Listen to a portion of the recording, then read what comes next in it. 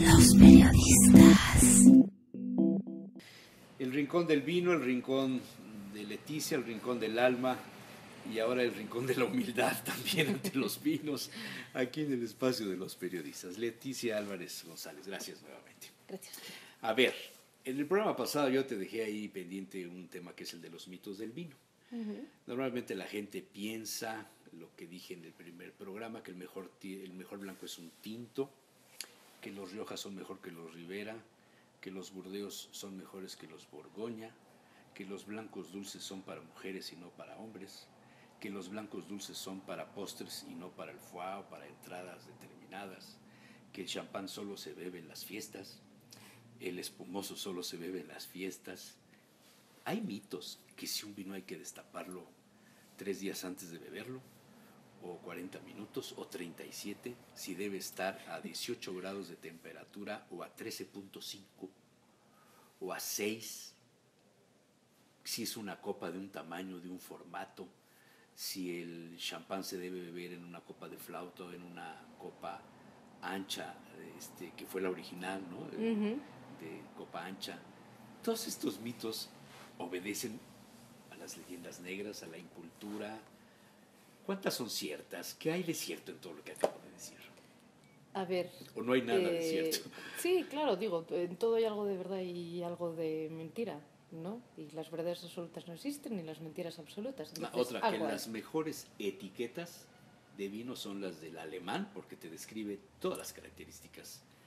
Ay, bueno, del vino. que es otro mito que he escuchado. 10.000 puntos así sí, en un segundo. El primero, el mejor blanco, un tinto. Yo diría que eso es, con perdón, mucha ignorancia. Hay que probar, hay grandes... Exceso de escasez. Sí, o sea, yo no sé. Y además es que hay países que son solo o principalmente bebedores de tinto y se cierran totalmente a los vinos blancos. Zárate y un yo la verdad que traigo grandes blancos. Que son blancos maravillosos. Pero yo soy muy terca, la verdad. Y yo me empeño en que la gente pruebe esos blancos porque son grandes blancos, son producciones limitadas, muy bien elaboradas. Y además hay que tener en cuenta en este país, con este clima tan maravilloso que tenéis, a veces el cuerpo admite mucho mejor ese tipo de vinos blancos que un tinto. Pero si me apuras y a un bebedor únicamente de vinos tintos le tengo que vender un vino blanco, yo le cerraría los ojos, le ofrecería un vino blanco y yo creo que lo voy a disfrutar tanto como un tinto. Pero así son los sentidos, ¿no? A veces nos cerramos y decimos que tinto y puro tinto y ya. Voy a ir saltando, porque no me acuerdo siempre bien. ¿Con los pescados o es otro mito? Bueno, es que yo soy antimaridajes. Sí. Yo sí que no creo en ellos. Para empezar, desecho la palabra. Efectivamente. La borro del diccionario. Empezando por ahí, sí. Ya, ¿no? Sí, claro. Imagínate como para pensar yo que un blanco con pescado y un tinto con una carne. Yo creo que tienes que beber con lo que te apetezca. Cuando un tinto lo puedes tomar con un pescado maravillosamente y un blanco lo puedes tomar sin problema. Comer. Sin comer, efectivamente. Sin comer. Y blancos con muchas carnes muy grasosas, sí. Porque este tipo de vinos blancos existen, muy untuosos en boca, ¿no? Muy largos, con un retrogusto amplísimo. Minerales. Sí. Hay que experimentar. No estamos hablando de tu vino, pero... No. Se parece mucho lo que acabas de decir. Se parece mucho. Mucho. Es que también, digo, yo intento ser lo más objetiva posible, pero a veces el gusto interfiere, ¿no? Es una gran realidad lo de las copas. Sí, es verdad que dependiendo del tipo de vino hay un tipo de copa y vamos a apreciar mucho más las cualidades. ¿Dónde me quedé? Lo de la temperatura, cuando hablan de temperatura ambiente. ¿El champán, copa de flauta o copa de boca ancha? Yo de boca ancha, siempre. No, odio las de flauta. ¿Ah, sí? No me gusta la copa de flauta, nada de nada. Permite ver la burbuja mejor. ¿Y? No, nada más, visualmente. Al final, ¿qué más da? Quiero decir, tú imagínate, yo tengo una copa de flauta, la hago una hendidura en el fondo de la copa y la burbuja sube perfecta. En esa forma, sí. ¿Qué más me da? Si al final el resultado final me lo va a dar la boca y la nariz, ¿no? Entonces es que el aspecto visual a mí en el vino nunca me importó absolutamente nada. Por lo mismo, si eres muy purista, hablamos de vinos limpios, de vinos brillantes, y si es todo lo contrario, ¿qué? No es un defecto. Si el vino va a hablar en la nariz y aún más para la gente que es totalmente profana, la boca va a acabar diciendo la verdad o la mentira, ¿no? Yo creo. La temperatura hablábamos, ¿no? Temperatura de, cuando dicen el vino a temperatura ambiente. ¿Cuál es el ambiente? ¿Cuál es el ambiente? Efectivamente. ¿Hay clima, ¿no?, en el restaurante donde estás? Claro, por eso. Lo de descorchar una hora antes o para que oxigene, a mí directamente me entra la risa. Solo pensar en la capacidad de oxigenación que tiene por la boquilla, ¿cuánta es? O sea, no, yo creo que hay que relajarse un poco más y la verdad dejarse tanta tontería con el vino, ¿no? Y no se estoy tirando piedras contra mi Pero tejado. sí cambia el sabor de un vino que de determinadas características, sobre todo es un vino viejo. O sea, hay un vino gran reserva que ha pasado 36 meses o algo así en la barrica. El sabor cuando lo abres a después de media hora, a la segunda mitad de la botella, es diferente. Pues qué maravilla, ¿no? Sí. Digo, ¿por qué quieres desnudarlo ya, de inmediato? Y que se muestre tal cual. La transparencia siempre... O sea, el striptease del vino... Hombre, por favor. Es no, interesante. es que en eso estaba pensando. Estaba pensando en una mujer. No, yo estaba pensando en una mujer. Y yo estaba pensando en una mujer con transparencia o una mujer ya totalmente desnuda. No, pues despacio, poco ¿no? a poco, ¿no? Poco a poco. Claro. Pues también yo no entiendo la prisa cuando se consume el vino. Y también, si eres de consumo rápido porque te apura, porque tienes que ir a trabajar, pues hay vinos para eso también. Más desenfadados, más ligeritos de ropa. Los pues vinos de rosca. Perfecto. Los de Tetra Pak. No. Vino y Tetra Pak para mí no pueden conjugar en la misma frase de ninguna de las maneras. Vidrio.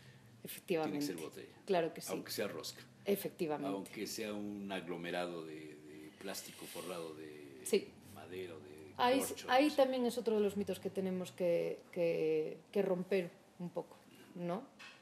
Lo que sabemos es que ese tipo de cierres no afectan al vino. Pues ya, el punto de partida es ¿Dulces bueno. solo para postres? Pero si me haces esa pregunta ya hablamos de maridajes, ¿no? No, pero hay gente que te dice que los vinos dulces, y acá tenemos un problema en los poblanos, es un programa que se hace en Puebla para que nos vea fuera de Puebla, bueno, aquí está la Volkswagen, y con los alemanes llegaron los vinos alemanes, los vinos de Riesling, los vinos de Koblenz, a esa zona, que son bastante buenos ahí, los de Boppard, y bueno, entonces el vino blanco adoptó una posición, ¿no?, en el consumo y el sabor dulzón del vino blanco alemán que llega, o que llegó en aquel momento, ubicó que esos vinos eran para determinados platos. Y a veces uno llega a descubrir cosas impresionantes con un Sauterne o con cualquiera de estos vinos de uvas, un moscatel, que en España es muy común, con platos de carne, con platos de caza, a animales de cacería. A veces hay mezclas fabulosas con frutos secos y demás. Sí, o sea, desde luego que sí, ¿no?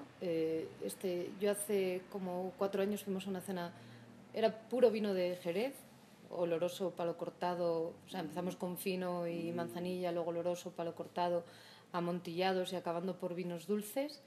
Y te abren, ¿no?, un abanico de posibilidades. Pues por lo mismo, porque siempre relacionamos fino, manzanilla con el aperitivo, un poco de jamón y unas aceitunas. Pues no, porque si pensamos en mariscos acompañan perfectamente, pero lo mismo es atreverte a hacer las cosas, ¿no? Porque si siempre te quedas estancado en lo establecido, pues nunca vamos a avanzar de ninguna de las maneras. Yo animo a que la gente pruebe las cosas, ¿no? Y si alguien te dice, oye, pues, ¿sabes que este vino es maravilloso con un chocolate? Hablo de chocolate, ¿no? Que digo, lo difícil que es maridar, por amargo, ejemplo, ¿no? Uno Efectivamente. de 70 y algo de cacao para arriba, ¿no? Efectivamente. Claro, sí. Y pruébalo, o te dicen que un Sauterne va, yo que vengo de Asturias y es la mancha que será más grande de toda España, con un Cabrales. Hombre, pues pruébalo, no sé. Con un picón. Qué rico. El asturiano picón de la zona de Panes. Ay, ya se me antojó, ni me Eso digas. es la locura. Uno de Juanjo Monje. Qué delicia. Que es punto y aparte en la historia de los quesos, ¿no? Estamos hablando de quesos verdaderamente fuera de serie, ¿no? Fuera de serie, sí. La verdad que vengo de buena tierra que será. Hombre, sin quesos, pero bueno. Bueno. Deberías de traerte algunos ahí en la maleta. Para la próxima, me comprometo, ¿va? En serio, ahí Bueno, quedó. mitos. A ver, las etiquetas, ¿dicen algo del vino? Bueno, sí nos dan información, ¿no? Desde luego. Yo también agradezco una etiqueta, no que esté plagada de información, pero por lo menos variedades de uva. Sería interesante. ¿Y la calificación? La calificación... Qualitzweil. bueno, claro, es que también depende del espacio del mundo en el que estés, porque nosotros no tenemos calificaciones de tierra, por ejemplo. Digo, no, entonces, ¿qué calificación van a poner, ¿no? En ese sentido. Entonces, sí que depende un poco, pues si estás en Borgoña, pues efectivamente la tendrás, si estás en Alemania la tendrá, pero yo la verdad, con saber el espacio del mundo que viene y la variedad de uva y la añada... Mito. El telefonito, el smartphone, toma la fotografía, bueno, la tomas tú a través de él, de la etiqueta del vino que te están poniendo en la mesa y la subes a una aplicación y por internet te dice qué es ese vino, de qué uvas está hecha, el bodeguero, dónde se produce, cuántas botellas produjeron, te califica y te da una ficha de cata. Sí. ¿Qué piensas de eso? A ver, me parece práctico, pero así, solo eso. Práctico, pero yo creo que cada quien debemos saber discriminar bien esa información que nos da. Yo las utilizo, sobre todo porque fotografío todos los vinos y es la mejor manera de que yo luego me acuerde, independientemente de que haga mis anotaciones y mis fichas de cata. Pero yo también animo pues a eso, a intentar adquirir objetividad y hacer tus propias fichas de cata, ¿no? También se pueden hacer, hay aplicaciones en las que tú puedes escribir a través del smartphone y no hacerlo esto tan genérico como es la aplicación de la que estamos hablando, ¿no? ¿Cómo identificas a un blofero frente a ti cuando habla de vino, cuando están discutiendo de vino? Porque habla mucho y a destiempo.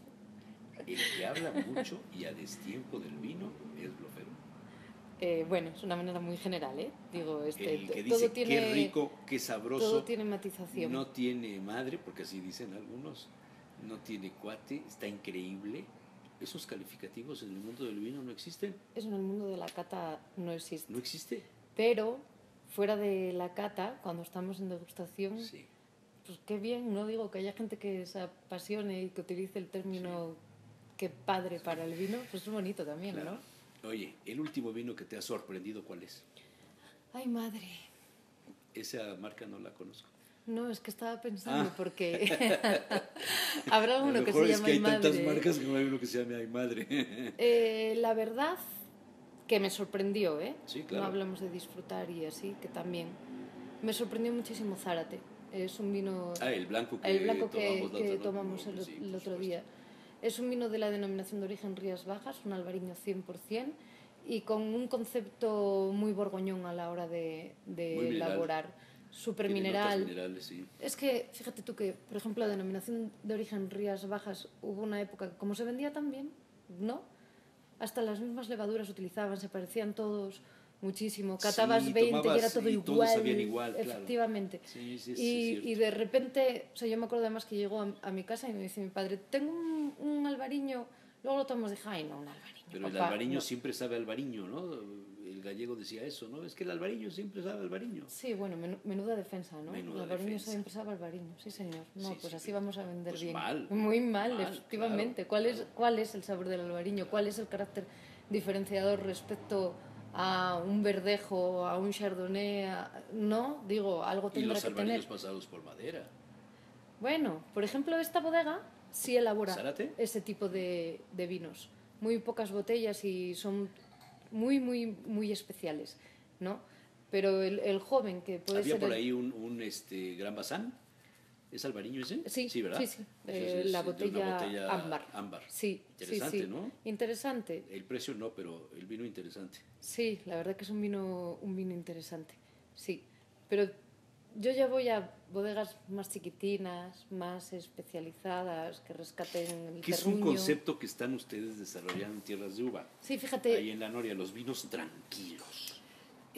Todavía esta semana leí un artículo buenísimo en elmundovino.com que hablaba de vinos radicales. Y etimológicamente, que yo nunca había consultado la acepción radical, ¿no? Y lo radical es lo que viene de la raíz, de lo más profundo. Bueno, aparte de la otra descripción más manida que hay, más geopolítica. Exacto, efectivamente. Y me encanta el concepto de vinos radicales. Ya lo voy a aplicar a partir de ahora. Pues eso, tienen que representar el espacio, de dónde venimos y lo que somos. O sea, un vino debe saber a dónde nació, digámoslo así en términos amplios. Pues para mí sí. O sea, yo soy asturiana y se me nota. O sea, un poco lo que sucede cuando bebes manzanilla y fino. Uno se da enfrente del otro, en las márgenes del río, ¿no? Uno se da enfrente del otro y les pega el marisma del Atlántico, uno de frente y otro de lado. Bueno, pero más a la parte de Sanlúcar, ¿no? Sí, claro, la parte de Sanlúcar, que es la manzanilla. Y a la hora el proceso de flor, de todo, de vinificación es el mismo. Y al final los sabores son totalmente diferentes, es impresionante. Es que eso, tenemos que ser conscientes de esa parte, ¿no? Digo, a lo mejor dos fincas que están totalmente pegadas, la misma altitud pero distinta orientación, un producto diferente. Y eso hay que tenerlo bien en cuenta. Además, para esto, para no acudir a la estandarización del mundo del vino y estar tomando, da igual, un neozelandés, un chileno, un español, con mexicano, ¿no? Pues recuperar el terruño de donde venimos y lo que somos. Sí. En Logroño, en La Rioja pasa eso, ¿no? Hay ciertos viñedos que están en las terrazas más arriba que otros, que les pegan los vientos de levante, que no tienen interrupción de nadie, que entran totalmente frescos y el vino es totalmente diferente. Muy distinto, claro que sí. Y se da a 200 metros de distancia del otro. Bueno, la Borgoña, digo, la calificación de Borgoña, ahí está, extremo. Y también en tierras que están pegadas, fincas que colindan, ¿no? Sí. Muy interesante. Bien. Caray, hablando de vino y a secas. Ya secas, sí. Leticia, y la hora del vermut. Leticia, la hora del vermut. Muchas gracias. A ti. Un espacio de cultura de vino, el rincón del vino, el rincón del alma, el rincón de la humildad, el rincón de Leticia. Muchas gracias. Gracias. Los periodistas.